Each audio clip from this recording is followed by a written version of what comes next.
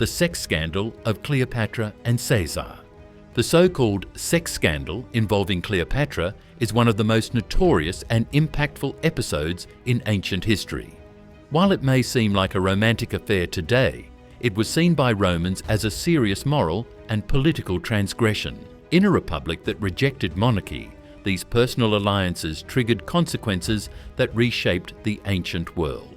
Cleopatra was the final ruler of Ptolemaic Egypt. Intelligent and politically savvy, she sought to preserve Egypt's independence as Rome expanded its influence. To do so, she allied herself with powerful Roman leaders, first Julius Caesar, then Mark Antony. In 48 BCE, she met Caesar, famously entering his chambers concealed in a rolled-up carpet. The gesture symbolized her boldness and strategic intent. They became lovers, and Cleopatra gave birth to Caesarion, Caesar's son. Though never officially recognized as heir, Cleopatra was treated with respect and stayed in Rome for a time. The relationship sparked controversy. Caesar was married, and Cleopatra's status as a foreign queen challenged Roman ideals. Many suspected Caesar aimed to make himself king. In a society deeply hostile to monarchy, such rumors were dangerous. Historians believe this contributed to his assassination in 44 BCE. After Caesar's death, Cleopatra formed a political and romantic bond with Mark Antony, a leading figure in the Second Triumvirate. Meeting in Tarsus in 41 BCE, they became lovers, had 3 children, and married under Egyptian law. In Rome, Octavian, Caesar's adopted son and Antony's rival, launched a propaganda war. He portrayed Antony as seduced and weakened by Cleopatra. The donations of Alexandria, in which Antony gave eastern territories to Cleopatra and their children, was seen as betrayal. This tension led to war. In 31 BCE, Octavian defeated their fleet at the Battle of Actium. Antony and Cleopatra fled to Egypt and took their own lives. Octavian had Caesarion executed, annexed Egypt, and secured absolute power. In 27 BCE, he became Augustus, Rome's first emperor. Cleopatra's alliances were more than personal. They symbolized the clash between two worlds and set the stage for the Roman Empire to emerge. Thomas Jefferson and Sally Hemings, a US president, and his slave. In the final years of the 18th century, Thomas Jefferson, third President of the United States and principal author of the Declaration of Independence, was widely believed to be involved in a long-standing relationship with Sally Hemings, an enslaved woman at his Monticello estate. Today, it is accepted by most historians that Jefferson fathered several of her children. Sally Hemings was in her teens when the relationship began. She traveled with Jefferson to Paris during his diplomatic service, and upon returning to Virginia, she remained at Monticello. She gave birth to at least 6 children, 4 of whom survived. Though Jefferson never publicly acknowledged the relationship, DNA testing and historical testimony have confirmed it through his descendants. The affair was not secret in its time. In the year 1802, political journalist James Callender published accusations that Jefferson had fathered children with his concubine, a woman he described as Dusky Sally. The story became a scandalous point of attack during Jefferson's presidency, weaponized by political opponents who sought to discredit his character. The fact that Hemings was both enslaved and of mixed race intensified the controversy and fed into broader debates about race, morality, and power in the early republic. Despite the public knowledge, Jefferson never issued a response. The silence allowed speculation to grow, but it also reinforced the norms of the time, in which the lives of enslaved women were often excluded from official narratives. Today, the Jefferson-Hemings relationship is recognized as a historically significant story. It not only reveals personal dimensions of power and dependency, but also reflects how early American politics were shaped by public scandal, racial tension, and the persistence of slavery within the new republic. The Cleveland Street Scandal, a gay brothel, and the British elite. In the year 1889, Victorian England was rocked by a scandal that exposed the fragility of its moral facade. In a quiet neighbourhood of London, an illegal male brothel was uncovered on Cleveland Street. The establishment employed young telegraph clerks, many still in their teens, who were paid to perform sexual acts, a direct violation of the laws of the time, as homosexuality was punishable by imprisonment under British law. The case gained national attention when rumours emerged that members of the aristocracy were among the clientele. Most notably, Prince Albert Victor, grandson of Queen Victoria and second in line to the throne, was named in anonymous reports and popular gossip. Although no concrete evidence was ever presented, the suggestion alone threatened the stability of the monarchy. The government's response was remarkably restrained. While lower-class participants were prosecuted, high-ranking figures such as Lord Arthur Somerset, a close aide to the Prince of Wales, were quietly sent abroad to avoid public trial. The double standard was glaring and sparked widespread outrage. Many believed the authorities were shielding the royal family and suppressing the truth to protect the crown. The scandal fueled public disillusionment and reinforced the idea that Britain's elite operated above the law. At the same time, it reflected the deep homophobia and sexual repression of the period, as well as a society obsessed with control over morality, image, and class. Although modern historians view Prince Albert Victor's involvement as unlikely, the accusations continued to shadow his name for years. The Cleveland Street scandal remains a powerful example of how sexuality, power, and secrecy collided at the heart of Britain's imperial establishment. The global Catholic abuse scandal, a crisis of power and silence. Since the mid-20th century, the Catholic Church has faced growing exposure of widespread sexual abuse by priests and religious officials. What began as scattered revelations developed into a global crisis that revealed decades of systemic violence against minors, most of them boys, often committed by trusted clergy within parishes, schools, and orphanages. Although cases had occurred long before, public awareness grew sharply in the 1980s and 1990s, beginning in countries like the United States and Ireland. Investigations revealed that church leaders had known about many of the abuses for years. Instead of taking action, they moved offenders to new locations, kept victims silent, and protected the institution from scandal. Over time, similar patterns came to light in countries such as Germany, Chile, Australia, Poland, and France. Local and international inquiries showed that entire dioceses had been complicit. Some bishops and cardinals actively prevented investigations or ignored credible complaints. This failure of leadership caused enormous damage. The consequences were historic. Courts ordered the church to pay billions in damages, and many dioceses declared bankruptcy. Dozens of bishops resigned or were removed. Both Pope Benedict XVI and Pope Francis acknowledged the crisis and promised reform. But many survivors and advocates remained critical of the Church's lack of transparency and accountability. This was not a modern phenomenon. Official Church responses to clerical misconduct can be traced back as far as the 2nd century. Yet in the modern era, institutional loyalty often took priority over justice. The scandal caused a lasting collapse of trust. Many believers left the Church in protest. For millions, it marked a turning point, exposing the gap between spiritual teachings and institutional behaviour. The damage to the Church's moral authority may never be fully repaired. The Profumo Affair: Power, Lies, and the Fall of a Government.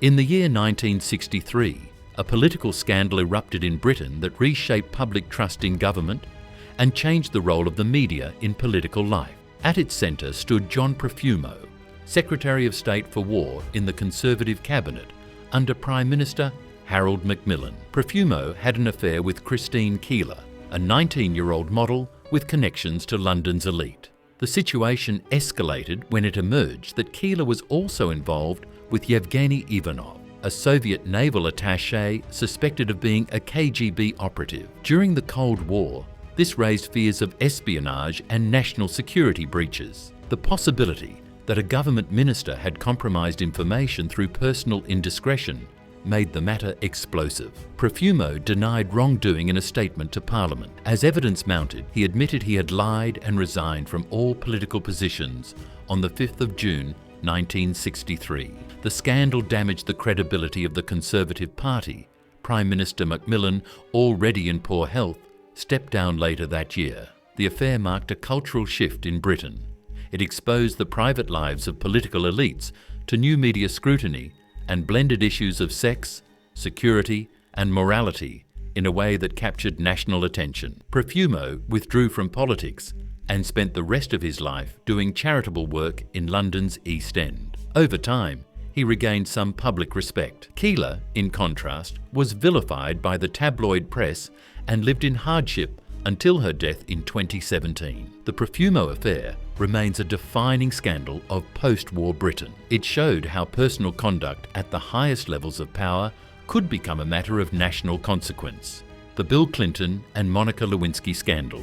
In the year 1998, the United States became the stage for one of the most widely publicized political scandals of the late 20th century. President Bill Clinton, then serving his second term in office, was revealed to have engaged in a sexual relationship with Monica Lewinsky, a 22-year-old intern working at the White House. What began as a private affair quickly escalated into a constitutional crisis when Clinton denied the allegations under oath during legal proceedings connected to an unrelated civil lawsuit. As evidence emerged, including most infamously a blue dress and secretly recorded conversations, the president was accused of perjury and obstruction of justice. In December of that year, the House of Representatives voted to impeach him, making Clinton only the second president in US history to face such charges.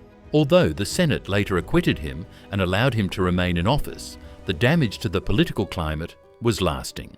The scandal sharply divided public opinion. Supporters argued that Clinton's private conduct did not justify removal from office, while critics insisted that lying under oath undermined the integrity of the presidency. The intense media coverage, driven by a 24-hour news cycle and emerging internet culture, redefined how political and personal lives would be scrutinized in the modern era. Monica Lewinsky, caught in the center of the storm, faced relentless public shaming. Years later, she would reclaim her voice by speaking openly about her experience and advocating against cyberbullying. The Clinton-Lewinsky affair permanently altered the relationship between politics, the media, and the public. It marked the beginning of a more polarized, scandal-driven era in American governance and reshaped expectations of presidential accountability. Dominique Strauss-Kahn, the fall of a political titan. In May 2011, Dominique Strauss-Kahn, head of the International Monetary Fund and a top French presidential hopeful, was arrested in New York after a hotel housekeeper accused him of sexual assault. The arrest halted his career and led to his resignation from the IMF. Although the criminal case was dropped due to doubts about the accuser's credibility, a civil settlement followed, and more allegations emerged later. The case became a global reference point in discussions about power, consent, and institutional accountability. In France, it sparked deeper conversations about sexual violence and the protection of elites. Silvio Berlusconi and his Bunga-Bunga parties. During the 2000s, Italian Prime Minister Silvio Berlusconi was involved in scandals over private parties, where young women were allegedly paid to entertain guests. In 2010, he was accused of paying for sex with an underage dancer and abusing his office to cover it up. Though later acquitted, the case damaged his public image and exposed a long-standing blend of personal privilege, media control, and political power. It drew global attention and led to broader debates about misconduct, accountability, and the influence of personality in democratic politics.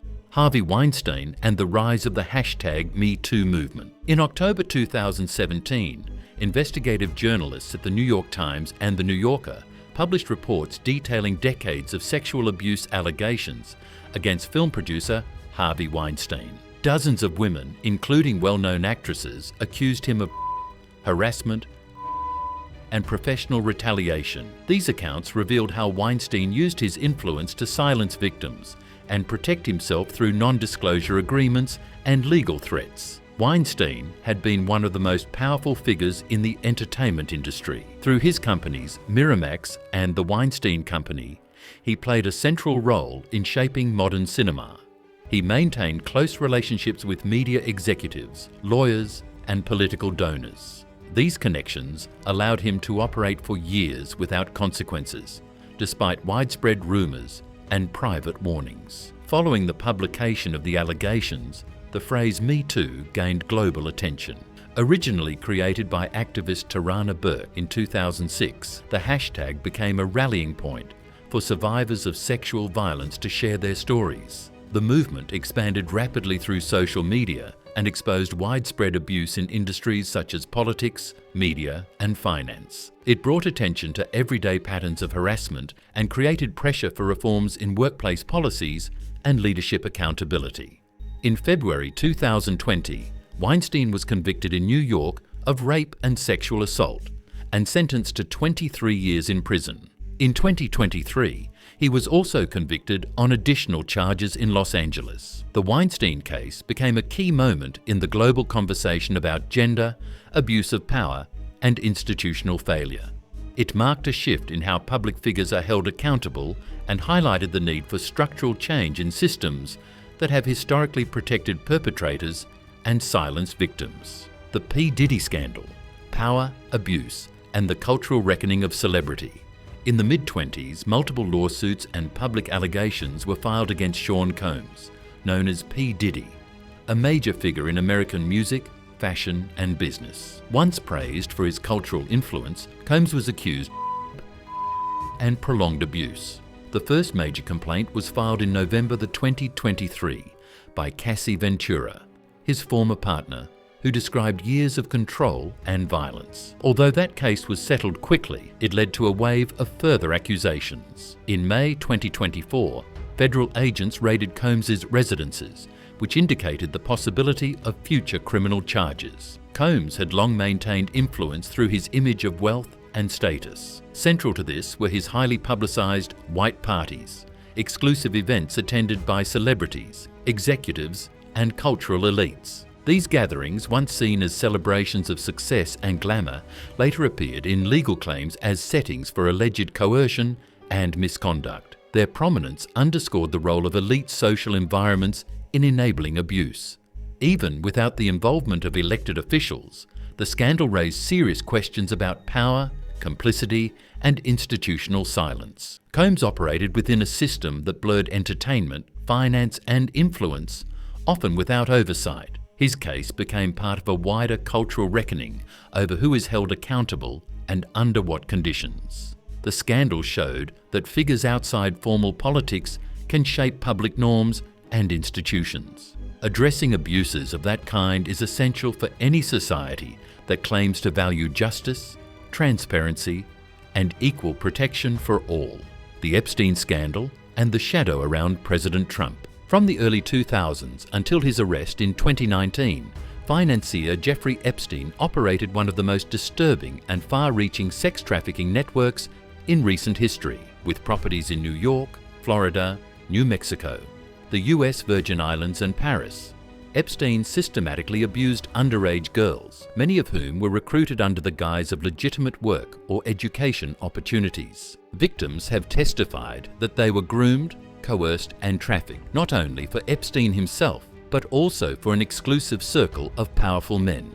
Epstein's connections spanned international finance, academia, intelligence circles, and the highest levels of government. Photographs and travel logs link him to well-known figures such as former US President Bill Clinton, Donald Trump, and Prince Andrew, a member of the British royal family that has faced direct allegations from one of Epstein's accusers and has been formally stripped of his royal titles and public duties as a result. Although the full extent of each individual's involvement remains subject to legal scrutiny, the proximity of these names to Epstein's network has triggered global outrage and renewed focus on institutional complicity. In recent years, particular attention has turned toward Donald Trump, the President of the United States. Numerous sources confirm that Trump and Epstein were socially acquainted in the 1990s and early 2000s, appearing together at several private gatherings. Court documents and witness testimonies have alleged that Trump was present at events where minors were being exploited,